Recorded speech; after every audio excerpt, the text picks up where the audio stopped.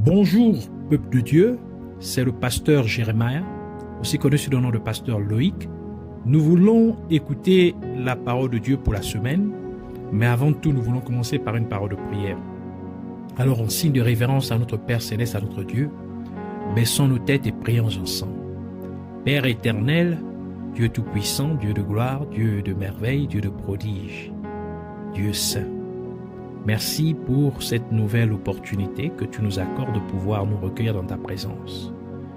Nous venons nous humilier au-devant de toi, implorant ainsi ta miséricorde, ta compassion, ton pardon pour tout ce que nous avons fait qui ne t'a point glorifié, tout ce que nous avons fait qui était en désaccord avec ta parole, avec ta volonté. Parle-nous pour nos mauvaises actions, nos mauvaises pensées, nos mauvaises intentions, nos mauvaises humeurs, nos mauvaises attitudes, nos mauvais comportements. Puisses-tu ainsi nous purifier et nous sanctifier par ton sang, le sang qui a coulé à la croix de Golgotha, le sang qui parle d'une manière plus favorable que le sang d'Abel.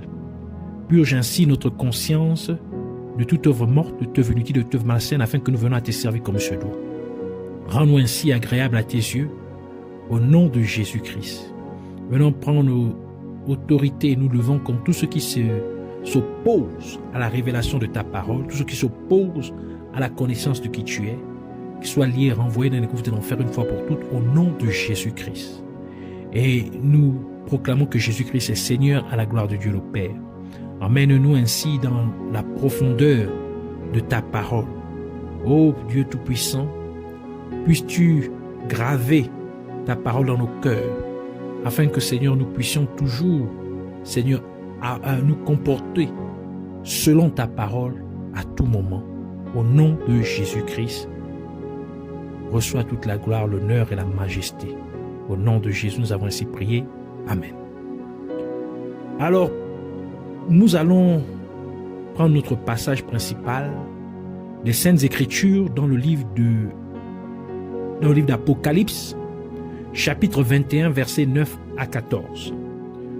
Nous lisons ainsi la parole de Dieu dans Apocalypse, chapitre 21, versets 9 à 14, au nom de Jésus-Christ. Puis, un des 7 anges qui tenait les 7 coupes remplies des 7 derniers fléaux vint, et il m'adressa la parole en disant : « Viens, je te montrerai l'épouse, la femme de l'agneau. » Et il me transporta en esprit sur une grande et haute montagne. Et il me montra la ville sainte, Jérusalem, qui descendait du ciel d'auprès de Dieu, ayant la gloire de Dieu. Son éclat était semblable à celui d'une pierre très précieuse, d'une pierre de jaspe transparente comme du cristal. Elle avait une grande et haute muraille. Elle avait 12 portes et sur les portes 12 anges. Et des noms écrits, ceux des 12 tribus des fils d'Israël. L'Orient, 3 portes. Au nord, 3 portes. Au midi, 3 portes. Et à l'Occident, 3 portes. La muraille de la ville avait 12 fondements, et sur eux, les 12 noms des 12 apôtres de l'agneau. Que le Seigneur bénisse sa parole, qu'elle vienne pleine de grâce, de vie, de révélation et de bénédiction au nom de Jésus-Christ. Amen. Alors pour cette semaine, le Seigneur voudrait nous entretenir sur les 12 clés de la Nouvelle Jérusalem, ou encore les 12 clés du royaume des cieux. Alors le titre de notre enseignement pour cette semaine est les 12 clés de la Nouvelle Jérusalem, ou les 12 clés du royaume des cieux.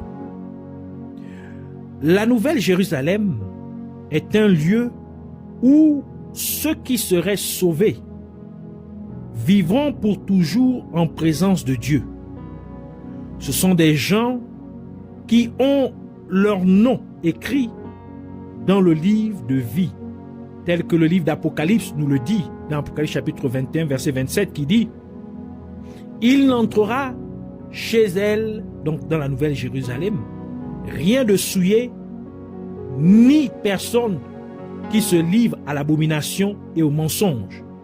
Il n'entrera que ceux qui sont écrits dans le livre de vie de l'agneau. » Ainsi, la Nouvelle Jérusalem est un lieu où Dieu donnera la paix absolue à quiconque sera trouvé digne d'y entrer. C'est un endroit où il n'y a ni chagrin, ni douleur, ni maladie, ni mort, mais une joie et une paix éternelle venant de Jésus-Christ lui-même.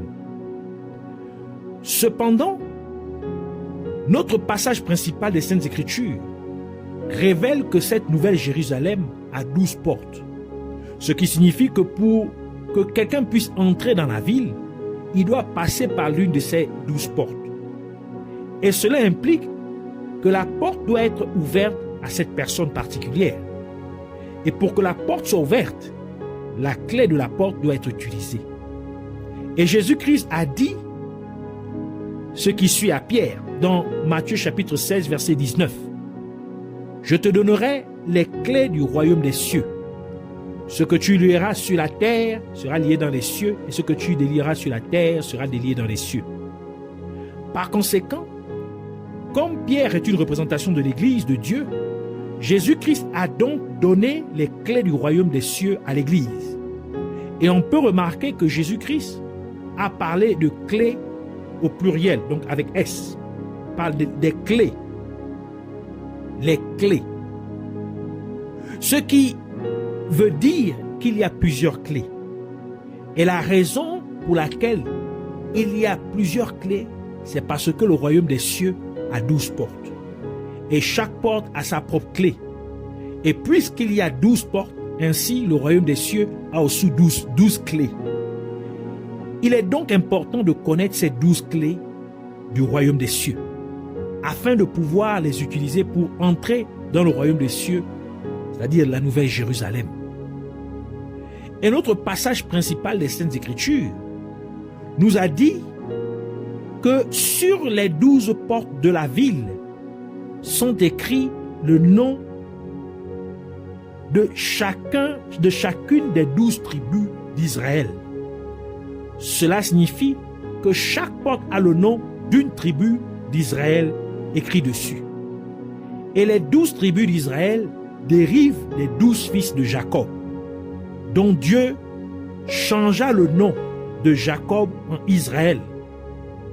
Cela implique que la clé de chacune des 12 portes du royaume des cieux est cachée derrière chacun des 12 fils de Jacob. Donc chacune des 12 portes, chacune des clés, la révélation de chacune des clés se trouve derrière chacun des fils de Jacob. Et dans ce cas, Jacob est aussi appelé Israël. Jacob étant aussi appelé Israël, étant le Père, représente Dieu, de même que Dieu est appelé notre Père céleste. Chaque épouse respective de Jacob représente l'Église de Dieu, et les 12 fils représentent les membres de l'Église. Jacob a bâti un autel en rassemblant ses 12 fils. Juste avant de mourir, il les a appelés, il les a rassemblés autour de lui. Comme le prophète Élie a rassemblé 12 pierres pour construire un autel afin que Dieu puisse envoyer du feu du ciel aux yeux de tout le peuple d'Israël, afin que le peuple sache qui est le vrai Dieu.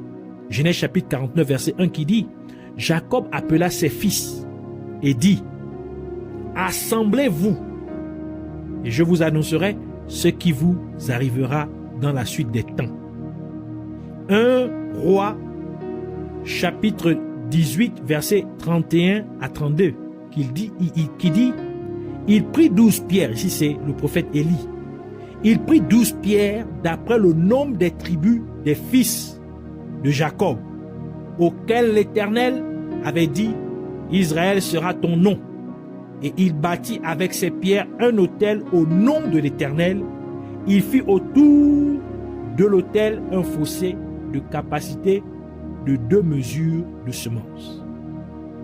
Tout cela nous révèle que pour entrer dans le royaume des cieux, il s'agit d'autel, c'est une affaire d'autel. Et quand nous parlons d'autel, cela fait référence au sacerdoce. Parce que Jésus-Christ a fait de nous un royaume de sacrificateurs. Comme nous le dit la parole de Dieu dans Apocalypse chapitre 1 verset 6 qui dit « Et qui a fait de nous un royaume des sacrificateurs pour Dieu son Père, à lui soit la gloire et la puissance au siècle des siècles. Amen. » Et cela explique pourquoi sur les portes de la Nouvelle Jérusalem se trouve le nom des 12 fils de Jacob, aussi connu sous le nom d'Israël. Et Jacob eut ses 12 fils avec ses 4 femmes, Léa, Rachel, Bila et Zilpa. Et nous savons aussi que dans le lieu saint du tabernacle de Dieu se trouvait la table des pains de proposition. Et cette table avait 4 pieds et sur elle étaient dressés 12 pains de proposition qui représentent les 12 fils de Jacob. Et les 4 pieds de la table représentent les 4 femmes de Jacob. Et toutes ces choses se trouvaient dans le lieu saint, où seul le sacrificateur était autorisé à entrer pour exercer son ministère ou son sacerdoce. Et Jésus-Christ a dit, dans Jean chapitre 6, verset 35, Jésus leur dit, « Je suis le pain de vie. Celui qui vient à moi n'aura jamais faim, et celui qui croit en moi n'aura jamais soif. » C'est donc nous dire que les 12 pains de proposition nous renvoient à Jésus-Christ. Il nous renvoie à notre communion avec Dieu. Et c'est pourquoi sur la porte du royaume des cieux, sont écrits, sur les portes du royaume des cieux, sont écrits le nom des 12 fils de Jacob. Car ces portes qui représentent la parole de Dieu, c'est-à-dire Jésus-Christ, au travers d'elles, nous avons accès à Dieu le Père. Et c'est pour cette raison que Jésus-Christ a dit, dans Jean chapitre 14, verset 6, Jésus lui dit, « Je suis le chemin, la vérité et la vie. Nul ne vient au Père que par moi. » Donc il faut passer par la parole de Dieu. Et nous pouvons nous rappeler que quand Élie bâtit l'autel à Dieu, Dieu a envoyé le feu du ciel sur l'autel pour consumer l'offrande sur l'autel, afin que les gens sachent que le Dieu qu'Élie servait est le seul et véritable Dieu. Et nous pouvons aussi nous rappeler que lorsque le peuple d'Israël était dans le désert en direction de la terre promise, la présence de Dieu était au-dessus d'eux à travers une colonne de nuée pendant le jour et à travers une colonne de feu pendant la nuit. Et l'apôtre Paul nous dit que nous sommes dans les temps de la nuit. Romains chapitre 13 verset 12 qui dit « La nuit a avancé, le jour approche. Dépouillons-nous donc des œuvres des ténèbres et revêtons les armes de la lumière. » Par conséquent, parce que dans ces derniers jours dans lesquels nous vivons, nous sommes dans les temps de la nuit. Nous avons donc besoin que Dieu se manifeste à nous comme une colonne de feu. Et c'est la raison pour laquelle il est temps de construire l'autel de Dieu en rassemblant les 12 tribus d'Israël de partout dans le monde, comme Jacob a rassemblé ses enfants autour de lui. Et cela inclut tous les descendants d'Abraham, car Dieu a fait la promesse à Abraham de bénir les nations de la terre en sa postérité. Genèse chapitre 22, verset 18 qui dit « Toutes les nations de la terre seront bénies en ta postérité parce que tu as obéi à ma voix. » Et la parole de Dieu déclare que quiconque est en Christ est la semence d'Abraham. Galates chapitre 3, verset 29. Donc il est la postérité d'Abraham. Et si vous êtes à Christ, vous êtes donc la postérité d'Abraham, héritier selon la promesse. C'est donc le moment d'utiliser les clés du royaume des cieux pour ouvrir les portes du royaume des cieux afin que le peuple de Dieu puisse y entrer. Ainsi, nous allons parler des clés de chaque porte. Pour cette première partie de cet enseignement, nous allons parler d'abord des 6 premières portes. Donc nous allons commencer par la clé de la porte de Ruben. La clé de la porte de Ruben. Genèse chapitre 29 verset 32 qui dit « Léa devint enceinte et enfanta un fils, à qui elle donna le nom de Ruben. Car elle dit, l'Éternel a vu mon humiliation, et maintenant mon mari m'aimera. » Le nom Ruben signifie « voici un fils » ou « fils de vision » ou « le Seigneur a regardé mon affliction ». Donc il a vu mon affliction, en faisant référence toujours à la vision. Et comme Léa représente l'Église de Dieu, ainsi la porte de Ruben est pour les croyants qui s'assurent que Dieu regarde l'affliction de leur Église locale, en particulier, mais aussi de l'Église globale en général. Léa, la mère de Ruben, avait un défaut sur ses yeux, tel que le livre de Genèse nous le dit dans Genèse chapitre 29 verset 17 qui dit « Léa avait les yeux délicats, mais Rachel était belle de taille et belle de figure. » Ainsi, ce défaut de Léa a poussé Jacob à aimer Rachel plus que Léa. Et ce fut donc une cause d'affliction pour Léa. Les yeux font référence à la vision. En d'autres termes, les yeux font référence à la révélation de la parole de Dieu. Et c'est pourquoi le livre de Proverbes déclare dans Proverbes chapitre 29 verset 18, quand il n'y a pas de révélation, d'autres versions parlent, quand il n'y a pas de vision, donc pour dire la vision, c'est exactement la révélation. Donc quand il n'y a pas de révélation, le peuple est sans frein, heureux s'il observe la loi. Par conséquent, ceux qui utiliseraient la porte de Ruben pour entrer dans la ville sainte, la Nouvelle Jérusalem, sont ces chrétiens qui font disparaître les défauts de leur église locale. Et par conséquent, Dieu aimerait leur église locale. Ce sont des chrétiens qui s'assureraient qu'il y ait la révélation de la parole de Dieu dans leur église locale. Cela nous dit donc que même si nous avons des services religieux, Dieu peut ne pas être satisfait tout simplement parce que la révélation de sa parole manque dans nos services. S'il n'y a pas de révélation de la parole de Dieu, Dieu ne prend pas plaisir à nos services. Dieu n'est pas satisfait. Et ce serait donc un défaut majeur s'il manque la révélation de la parole de Dieu dans nos services religieux.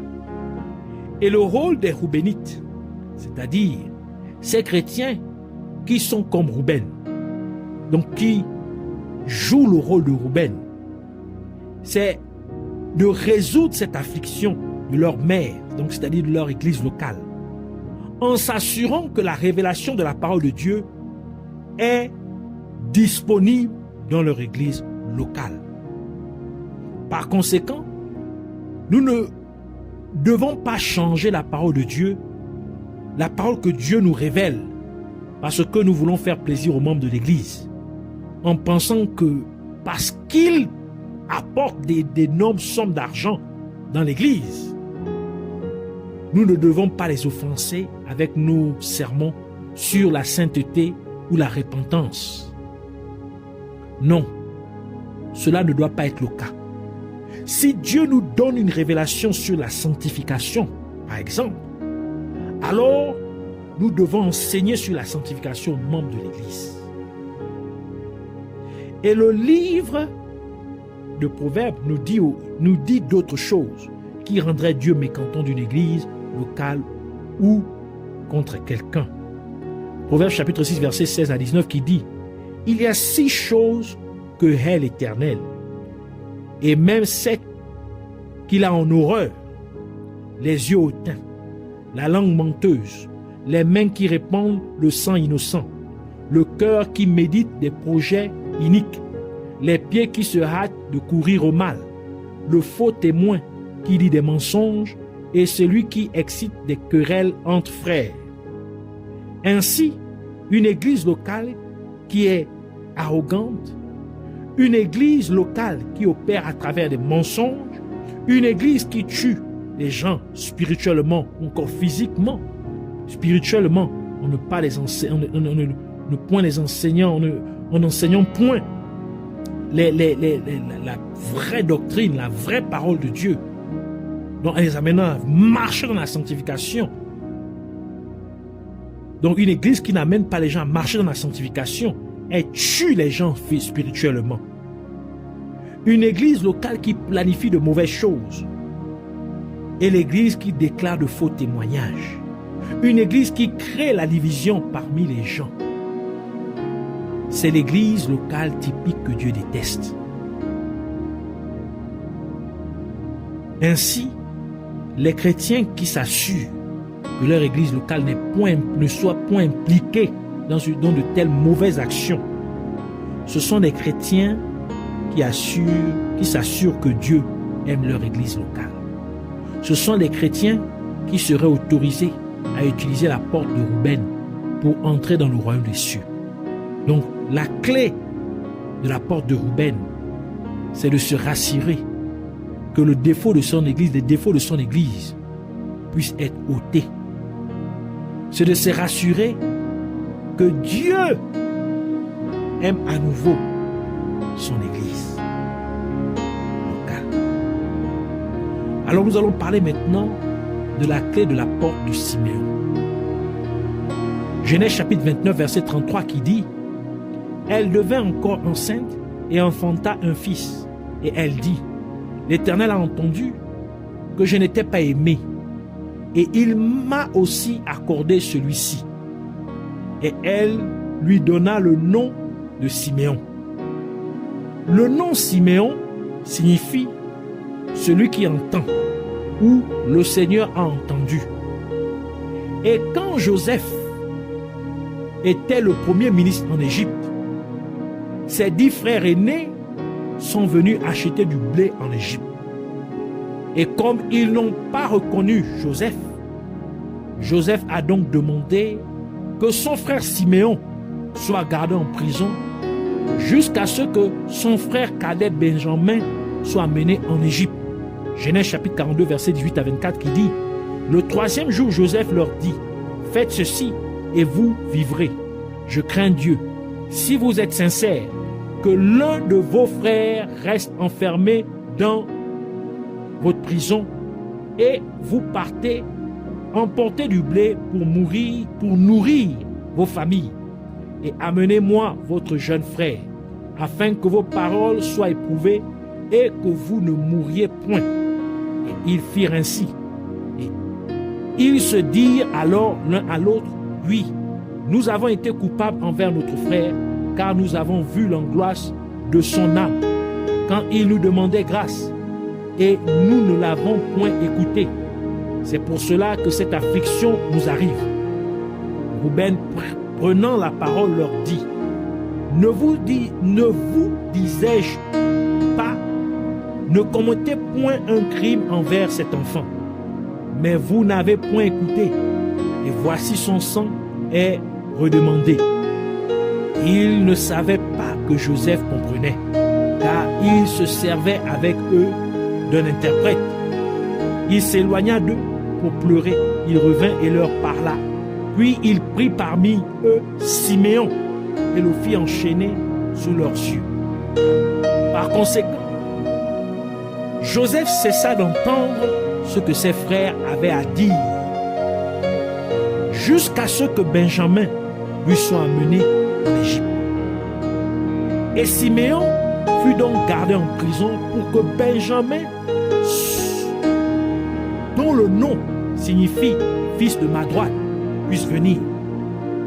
Cela nous révèle donc que les chrétiens ne doivent pas seulement jouer le rôle de pasteur ou de dirigeants principaux, leaders principaux, mais ils doivent aussi jouer le rôle de produire des hommes ou des femmes de Dieu qui sont des bras droits au principal dirigeant de l'église locale.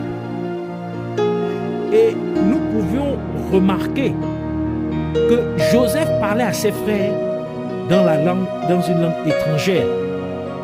Et il a gardé sa véritable identité cachée jusqu'à ce que Benjamin lui soit amené.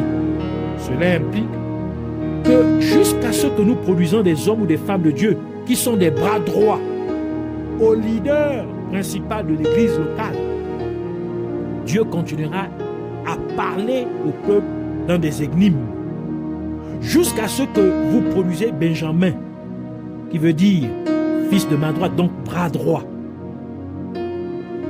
Donc jusqu'à ce que vous produisez des bras droits dans votre église locale, c'est-à-dire que vous produisez des hommes et des femmes de Dieu qui sont des assistants directs au pasteur principal de votre église locale, Dieu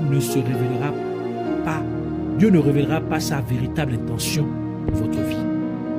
Par conséquent, la parole de Siméon, la porte de Siméon est pour les chrétiens qui s'assurent que le pasteur de leur église locale ne manque pas de bras droit, d'hommes ou de femmes de Dieu qui sont des assistants directs du pasteur principal de l'église locale. Parlons maintenant de la troisième porte qui est la porte de Lévi. Genèse chapitre 29 verset 34 qui dit: Elle devint encore enceinte et enfanta un fils. Et elle dit: Pour cette fois, mon mari s'attachera à moi, car je lui ai enfanté 3 fils. C'est pourquoi on lui donna le nom de Lévi. Ainsi, le nom Lévi signifie s'attacher ou être joint à moi. Léa voulait donc que Jacob lui soit attaché à cause de leur fils Lévi. Cela nous révèle donc que la troisième porte du royaume des cieux est pour les chrétiens qui s'assurent que Dieu est attaché à leur église locale. Ce sont des chrétiens qui veillent à ce que la présence de Dieu soit toujours ressentie et manifeste dans leur église locale. Par conséquent, si vous êtes un chantre dans votre église locale, assurez-vous que lorsque vous chantez, la présence de Dieu est manifeste. Si vous êtes un intercesseur, assurez-vous que lorsque vous priez, la présence de Dieu se fait ressentir et est manifeste, et ainsi de suite. La quatrième porte est la porte de Juda. Donc, la clé de la porte de Juda.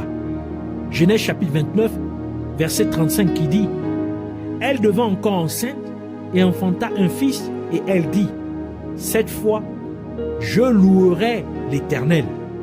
C'est pourquoi elle lui donna le nom de Juda. Et elle cessa d'enfanter. Le nom Juda signifie louange, ou qu'il soit loué, donc que Dieu soit loué. Ainsi, la quatrième porte est pour les chrétiens qui donnent toute la louange à Dieu et à Dieu seul. Et c'est pourquoi Jésus-Christ a dit ce qui suit quand Satan le tentait dans le désert. Luc chapitre 4, verset 8 qui dit, Jésus lui répondit, « Il est écrit, tu adoreras le Seigneur, ton Dieu, et tu le serviras lui seul. » Ainsi, parce que Jésus est biologiquement de la tribu de Juda, il a très bien compris la vraie louange et la vraie adoration. Par conséquent, c'est pourquoi il a appelé le lion de la tribu de Juda. Et c'est pourquoi il refusa d'adorer Satan, car Satan lui proposait tous les royaumes du monde avec leurs gloires respectives, si Jésus l'adorait. Et Jésus-Christ répondit que seul Dieu et Dieu seul devrait être loué et adoré. Ainsi, la quatrième porte du royaume des cieux est pour ceux qui s'assurent de donner toute la louange et l'adoration à Dieu seul. Et c'est pourquoi Shadrach, Meshach et Abednego, qui étaient de la tribu de Juda, refusèrent de se prosterner et d'adorer la statue d'or que le roi Nebuchadnezzar avait faite. Daniel chapitre 3 verset 16 à 18 qui dit, Shadrach, Meshach et Abednego répliquèrent au roi Nebuchadnezzar, nous n'avons pas besoin de te répondre là-dessus. Voici, notre Dieu que nous servons peut nous délivrer de la fournaise ardente, et il nous délivrera de ta main, ô roi. Sinon, sache, ô roi, que nous ne servirons pas tes dieux, et que nous n'adorerons pas la statue d'or que tu as élevée. Et à cause de leur fidélité à Dieu, Jésus-Christ est apparu à l'intérieur de la fournaise ardente pour les préserver, et ils en sont sortis vivants et sans aucune odeur de feu sur eux. Ainsi, la quatrième porte du royaume des cieux est pour les chrétiens qui restent fidèles à Dieu en louant et adorant Dieu, peu importe les pressions et les tentations de cette vie. Ce sont des chrétiens qui ne se prosternent pas devant les biens matériels de ce monde, à l'opposé du roi Belchazzar de Babylone, qui adorait et loua l'argent et l'or. Daniel chapitre 5 verset 4 qui dit, ils burent du vin et ils louèrent les dieux d'or, d'argent, d'airain, de fer, de bois et de pierre. Et à cause de cette grande offense, le roi Belchazzar fut tué la même nuit. La même chose arriva à Hérode quand il accepta la louange des hommes au lieu de rendre la louange à Dieu. Actes chapitre 12 verset 21 à 23 qui dit, à un jour fixé, Hérode revêtu de ses habits royaux et assis sur son trône, les harangua publiquement. Le peuple s'écria, voix d'un Dieu, donc la voix d'un Dieu, et non d'un homme. Au même instant, un ange du Seigneur le frappa parce qu'il n'avait pas donné la gloire à Dieu. Et il expira rongé de vers. Donc il mourut rongé de vers. Le roi Belchazzar et le roi Hérode sont tous deux morts immédiatement après avoir donné à d'autres la louange qui est due à Dieu. Car Dieu ne partage pas sa louange et sa gloire avec qui que ce soit, tel qu'il l'a déclaré lui-même par le prophète Ésaïe. Dans Ésaïe chapitre 42 verset 8 qui dit, je suis l'Éternel, c'est là mon nom, et je ne donnerai pas ma gloire à un autre, ni mon honneur aux idoles. La cinquième clé, c'est la clé de la porte de Dan. Donc Genèse chapitre 30 verset 4 à 6 qui dit, et elle lui donna pour femme Bila, sa servante, et Jacob alla vers elle. Bila devint enceinte et enfanta un fils à Jacob. Rachel dit, Dieu m'a rendu justice, il a entendu ma voix et il m'a donné un fils. C'est pourquoi elle l'appela du nom de Dan. Le nom Dan signifie juge. Ainsi, Dan vient juger tel que Jacob a prophétisé à ses enfants. Dans Genèse chapitre 49 verset 16 à 18 qui dit, Dan jugera son peuple comme l'une des tribus d'Israël. Dan sera un serpent sur le chemin, une vipère sur le sentier. mordant les talons du cheval, pour que le cavalier tombe à la renverse. J'espère en ton secours, ô Éternel. Et nous pouvons aussi remarquer que parmi les juges du peuple d'Israël se trouvait Samson, un homme de la tribu de Dan. Juge chapitre 13, verset 5 qui dit: « Car tu vas devenir enceinte et tu enfanteras un fils. Le rasoir ne passera point sur sa tête parce que cet enfant sera consacré à Dieu dès le ventre de sa mère. Et ce sera lui qui commencera à délivrer Israël de la main des Philistins. » Ainsi, Dan est un juge. Et Dan rend son jugement en faisant tomber le cavalier de son cheval afin que le salut de Dieu puisse s'accomplir. Mais le livre d'Ecclésiaste raconte une controverse. Ecclésiaste chapitre 10, verset 7 qui dit: « J'ai vu des esclaves sur des chevaux et des princes marchant sur terre comme des esclaves. » Donc, c'est-à-dire, au lieu que le prince soit sur le cheval et l'esclave marche, c'est plutôt l'esclave qui se trouve sur le cheval et le prince marche. Voici la controverse qu'Ecclésiaste a pu observer. La controverse du livre d'Ecclésiaste est que ceux qui sont désignés par Dieu pour gouverner marchent à pied, tandis que ceux qui étaient censés être des serviteurs sont à cheval. Et cela se rapporte à la sortie d'Égypte du peuple d'Israël. Car lorsqu'ils sortirent d'Égypte, ils marchaient à pied et Pharaon et son armée les poursuivaient sur des chevaux. Donc le peuple qui était béni, le peuple par qui toute la terre entière devait être bénie, lui marche. Et le peuple qui ne veut pas la bénédiction, c'est lui qui est sur le cheval, qui est à cheval.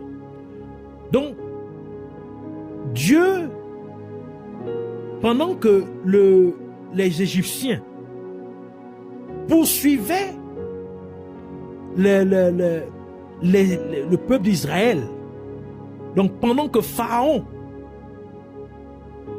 et son armée poursuivaient le peuple d'Israël sur des chevaux,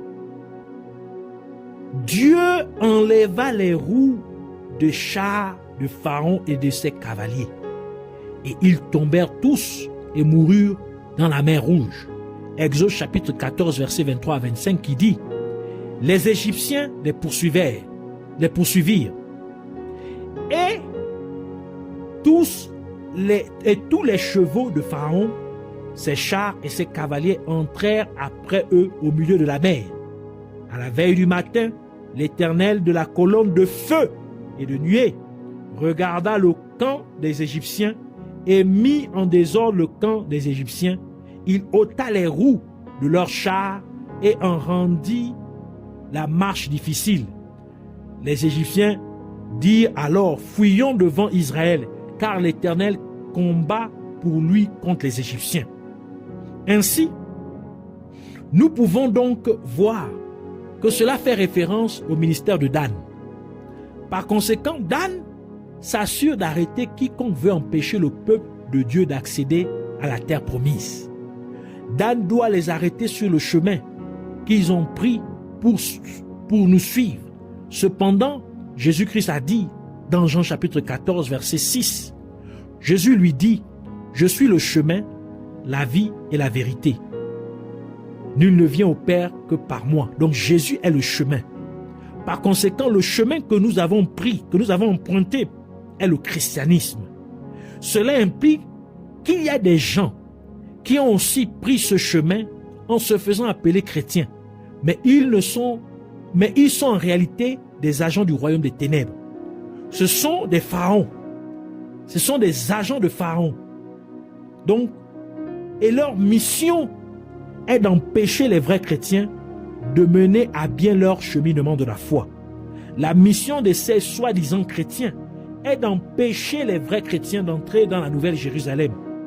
Par conséquent, le rôle des Danites, c'est-à-dire le rôle des chrétiens qui sont censés utiliser la porte de Dan pour entrer dans le royaume des cieux, est d'arrêter tous ces agents du royaume des ténèbres en les faisant tomber sur le chemin.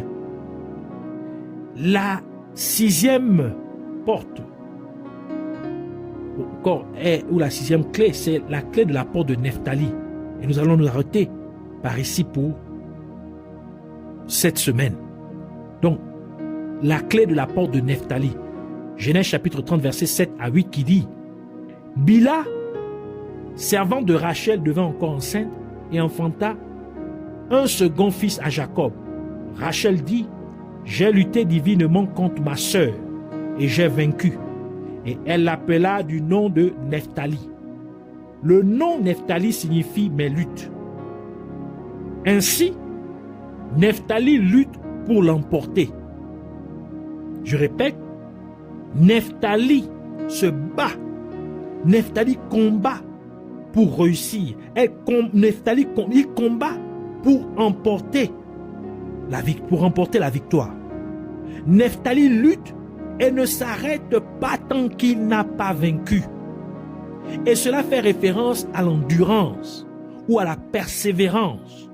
Et c'est pourquoi Jésus-Christ a dit dans Matthieu chapitre 24 verset 13: Mais celui qui persévérera jusqu'à la fin sera sauvé.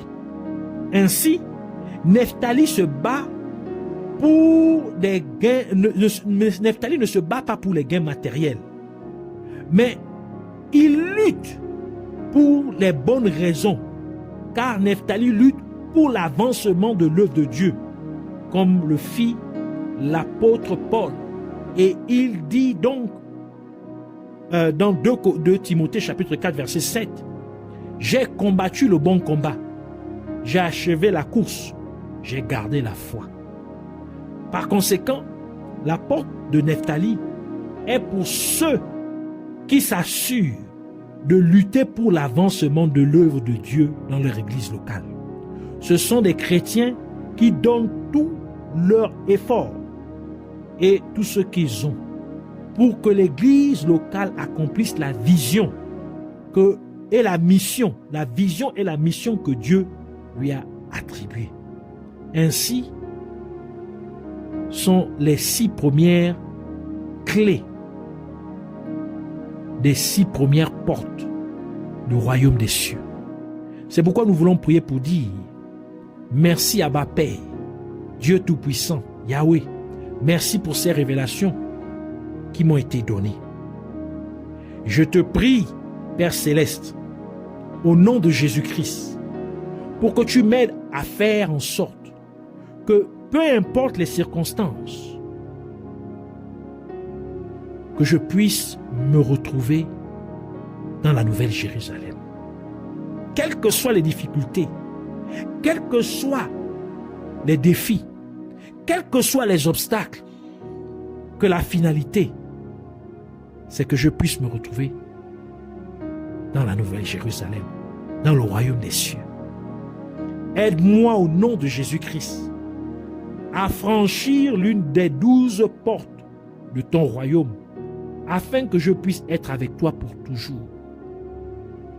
Par conséquent, permets-moi donc d'utiliser les clés du royaume des cieux pour y entrer au nom de Jésus-Christ.